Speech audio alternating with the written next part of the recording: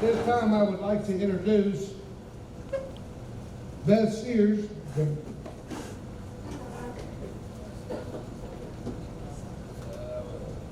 Regent for the Daughters of the American Revolution, Sam Houston Chapter.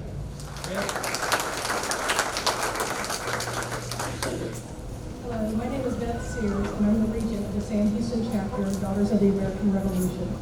The DAR is a nonprofit, non-political, volunteer service organization whose members can trace their ancestry back to the Revolutionary War patriots. Today I would like to tell you about the Veterans History Project, which exemplifies the DAR's goals of historic preservation, education, and patriotism. The United States Congress first created the Veterans History Project in the year 2000. The mission of the project is to collect, preserve, and make accessible the personal accounts of American wartime veterans so that future generations may hear directly from veterans and better understand the realities of war. A video is made of the veteran discussing their experience in their own words. The interviews can span 30 minutes or more. A copy of the video is given to the veteran, and all completed digital Veteran History Project interviews are housed in the Library of Congress in Washington, D.C. All videos will eventually be accessible on the Library of Congress website, as well as an individual web page created for each veteran who contributes. Veterans from all wars are welcome to participate. Our veterans are direct links to our history. This is an opportunity for veterans to tell their stories through their eyes, their words, and their emotions. If you are a veteran, please visit our table and sign up for an interview. In addition, on our table is also information on Wreaths Across America. The Wreaths Across America ceremony will be Saturday, December 14th at Fairview Cemetery, starting promptly at 11 a.m. We hope everyone will join us to remember our veterans and honor those currently serving while we teach our children the value of freedom. Our table is in the back of the room, and there's a couple of posters on the wall. Please visit us after this program. Thank you. All right, this time I would like to introduce Mr. Bill Congable. J.W. Bill Congable was born and raised in Hominy, Osage County, Oklahoma. On finishing high school in May 1944, he was drafted to the United States Army at Fort Sill, Oklahoma. He received his infantry basic training at Camp Fanning, Texas, and then was assigned to the 89th Infantry Division, 354th Anti-Tank Company at Camp Butler, North Carolina. He went to the European Theater of Operations with the division in January 1945. At this time, I would like to turn it over to Bill and let him finish on his story. Bill?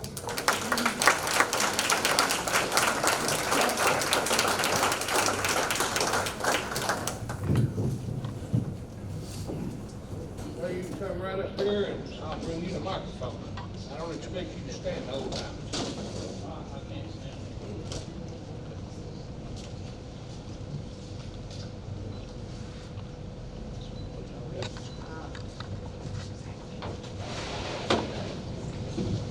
I had an uncle, can you hear me okay? No. I had an uncle who did a lot of speaking. And he always said, Billy, if I have to make a speech, stand up, speak up, and shut up. I'm sorry I can't stand up. I've got a bum hip. Back in Oklahoma, if I was a horse, they'd shot me by now. Speak up. Am I speaking loud enough? This better? Okay. Okay, thank you. Buster gave you my early history.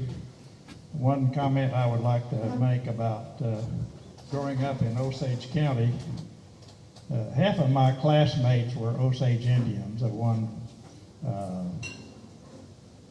Some of them half-breed, some of them full-blood Osage. But if you closed your eyes and talked to them, you wouldn't know they were Indian. They grew up white. And I had a friend, one time I asked about Indian moccasin. I said, tell me about that. She said, I don't know anything about that. I'm an apple Indian. I said, what's that? Some red on the outside and white on the inside. I went to, as Buster said, I went to basic training in what I call Camp My God, How Hot Can It Get? Fannin, Texas, which is up around Longview and Tyler. We started basic training in June, and most of the men in my company were right out of high school. They'd had some athletics, and the physical exercise wasn't anything to bother them with. But we had some old guys in our company. They were out of shape, overweight, and they had a heck of a time keeping up. They were all 20 years old. As he said, our division sailed from Boston in January 1945, landing in Le Havre. Then we set up camp in Camp Lucky Strike along the coast of France. There were 3 tobacco cigarette camps, they called them. There was Camp Lucky Strike, Camp Camel, and Camp Pall Mall. They were deployment camps before the war, during the war, for divisions coming in and for redeployment people coming back after the war. We sat around in Camp Lucky Strike for about a month, and I never did hear the reason why, but I suspect that the Battle of the Bulge was going on, and they didn't want any Green troops up there messing things up. But we went into combat in March of 1945 in Luxembourg, crossing the Moselle River into Germany. I was in an anti-tank company. We had a 57 millimeter rifle, which was our weapon, and the crew rode in a 1.5-ton truck, which pulled the rifle. And so the early part of our combat time, we were riding in the truck trying to catch up with the 4th Armored Division, which we were attached to. Our first really major military experience was when the division crossed the Rhine River at a town called St. Goar. The Rhine River in that area is in a steep-sided valley. And our commanders decided they'd have a surprise nighttime crossing in what they called M1 assault boats, which carried 8 soldiers to paddle and an engineer in the back to steer and an engineer in the front. Our 57 millimeter rifles were set up on the top of the hill to cover the crossing. The first company went across without incident, but when the second company, Company E, started to cross, the Germans had set up gun emplacements in the culverts below the road across the river, and they had 90 millimeter, 20 millimeter anti-tank guns and machine guns set up in a perfect crisscross pattern at water level, and it just decimated that company. They had 85% casualties just in that one encounter. Our gunners shot towards the gun emplacements across the river, and our firepower, as well as some of the veterans some of the troops had already crossed the river, eventually got the weapons stopped. By the next noon, we were crossing the river on a pontoon boat in our trucks. Once we got across the river, we had a surprise awaiting. The General Patton had decided that he didn't need anti-tank guns anymore, so they put us on the ground and with a bazooka in each squad, and so we walked the rest of the war.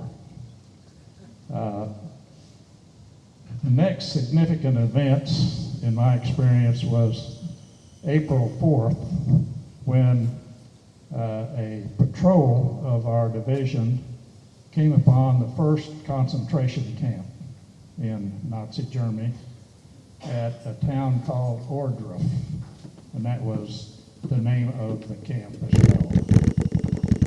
The camp had been abandoned by the guards, and all of the remaining living prisoners, I've heard the number, I've forgotten, but there were several hundred, were taken on a forced 30-mile march up to Buchenwald, which was the next concentration camp in Germany.